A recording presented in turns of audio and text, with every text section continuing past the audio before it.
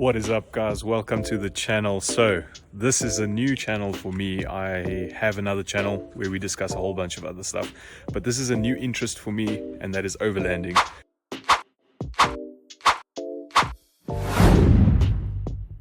You know, overlanding 4x4, whatever you want to call it, but I'm really getting into it. So I decided to kickstart another channel for myself to kick this interest off in gear, because I want to really push myself to the limits when it comes to this.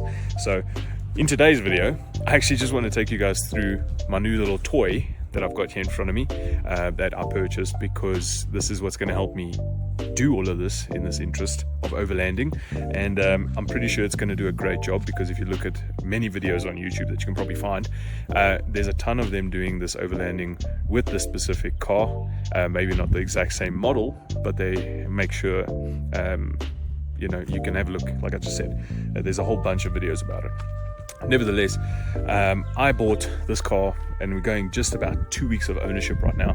It drives really amazing. There were some fixings, so we'll get into that just now, if I remember, because there were some things that needed to be fixed due to age and the amount of kilometers. So that's kind of wear and tear, but what else can we say?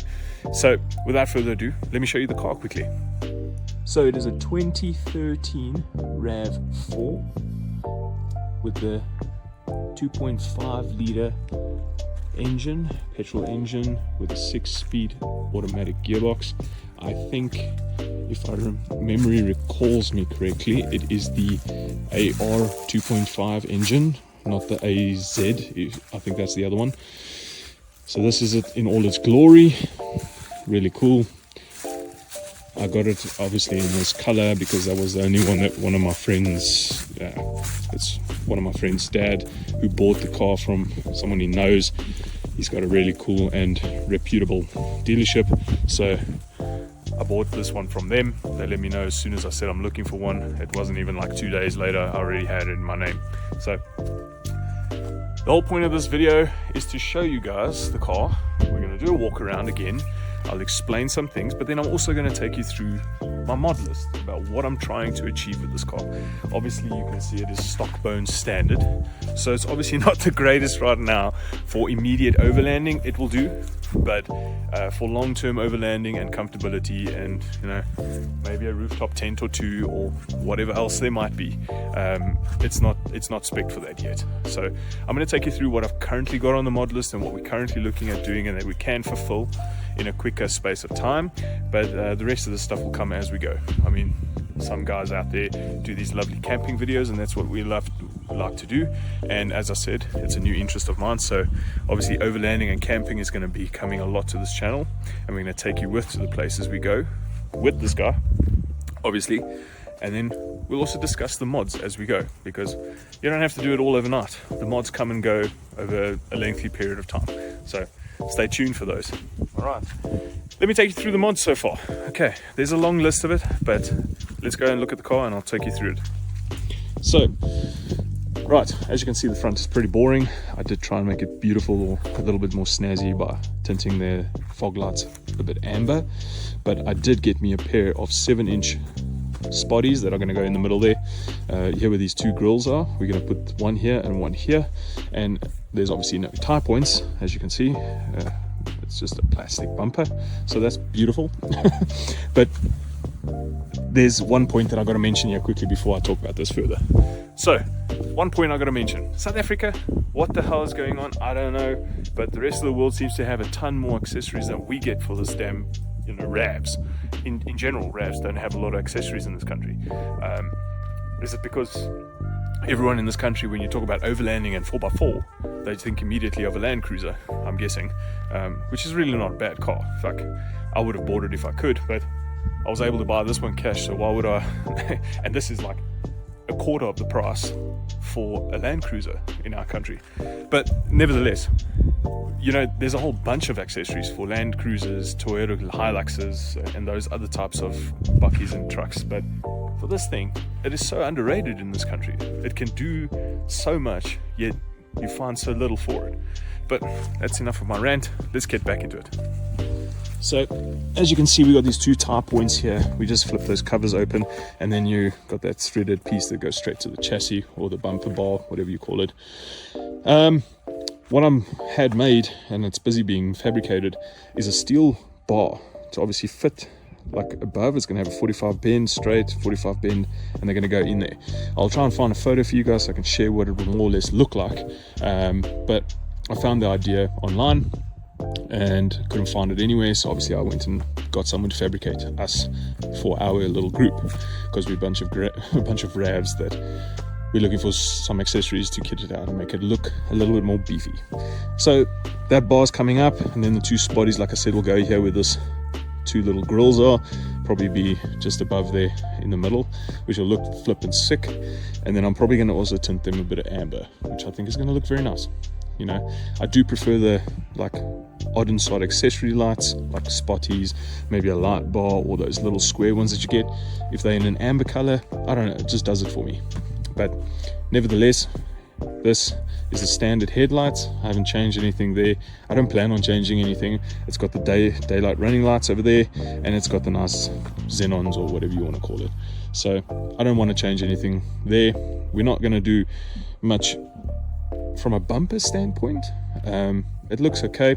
Clearance could be better, but that can obviously be achieved through maybe a lift kit if we can find something. I haven't been able to find one locally. I even have someone else trying to find one who does lift kits for cars and performance stuff, but he can't even find. So I might have to look at importing, and the only problem with that is it's like extremely expensive. But nevertheless, that's just something else I've been looking at as one of the mods. The other thing I'm looking at is, obviously you can see we've got the standard wheel and tires still on. The thing I'm looking at is, if you look at the back wheel, look how far in they are inside the car. It makes no sense why. It makes it look really like mommy vanish.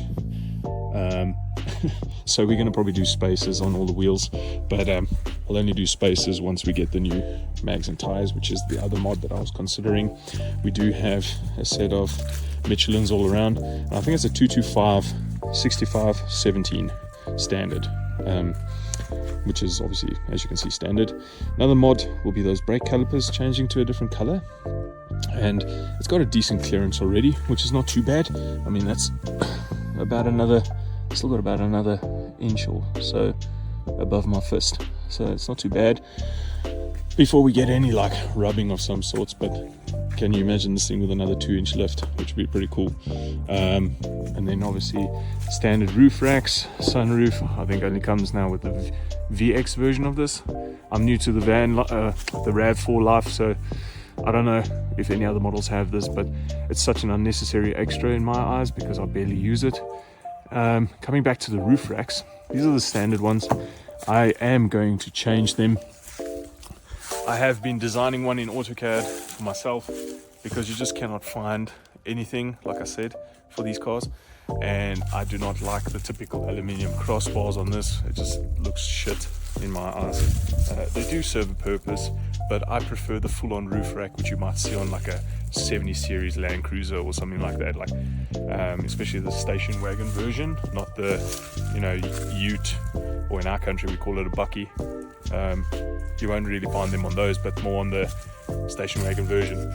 Cool. So what I had in mind is, if you look at online and you find something, a brand called Prinsu, a lot of brands out there, but Prinsu has a very cool design. I'm not copying theirs per se, I'm making my own version of it, and I've deciphered a way to make it. So I started drawing it up in CAD, like I said. It's going to have like a plate going over here with the nice sharp drop down nose triangle, and then we're going to have a wind deflector in the front with, maybe if it's legal, we'll put a light bar on top. So that's the other mod that we're looking at. Cool. This car's got the motorized boot, really not the fanciest thing in the world, and it does take its sweet ass time to open. So as soon as they break, I'll reconsider the pricing to fix it. If it's too expensive, those are changing to normal pistons, and then obviously that's another DIY mod that we're going to look at. So how to change the automatic lift boot to a manual.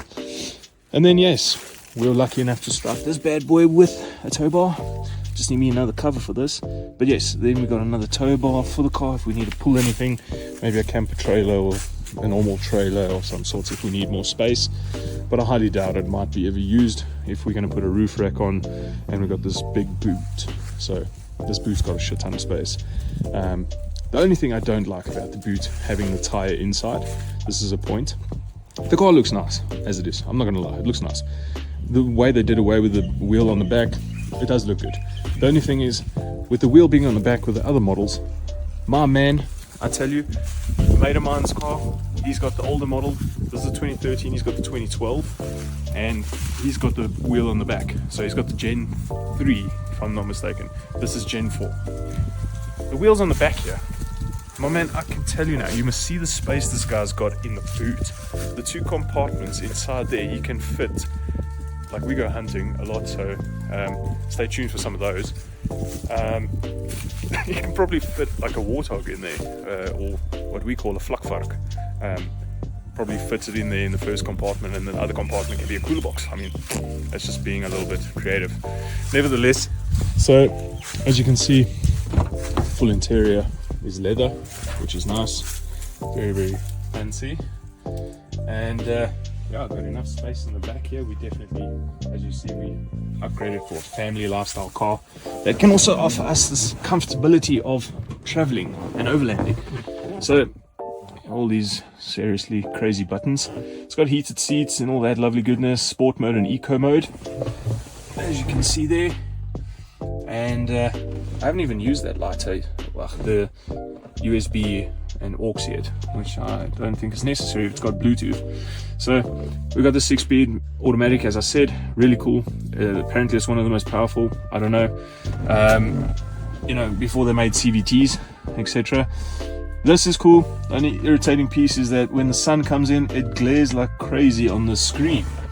I've seen some guys make these mods that like has a steel plate that fits around here, and it makes a sort of umbrella on the top, shading the screen obviously, and really helps.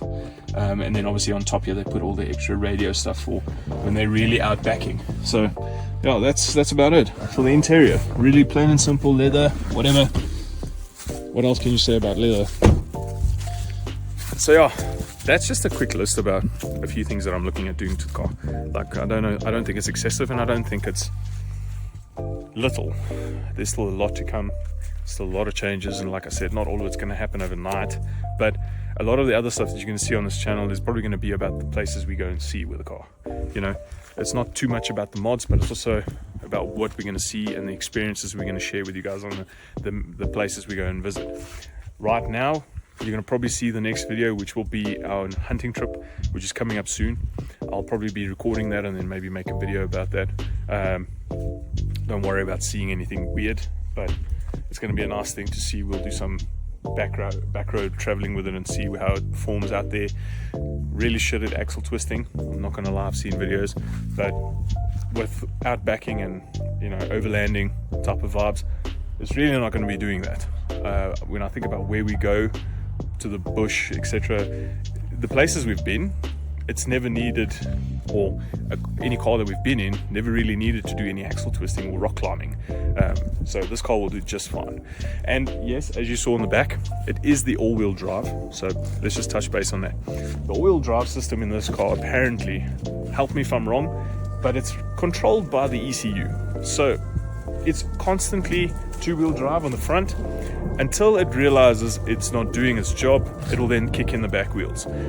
Not like some other models that I know about that are full-on four-wheel drive. It does have diff lock, it does have downhill ascend, which is pretty cool. It does have traction control off and on, which we'll see if we ever need it.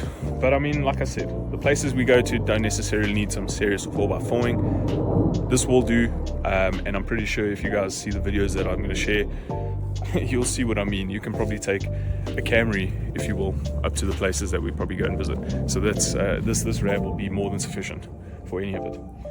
Right, touching base back on the problems that we had.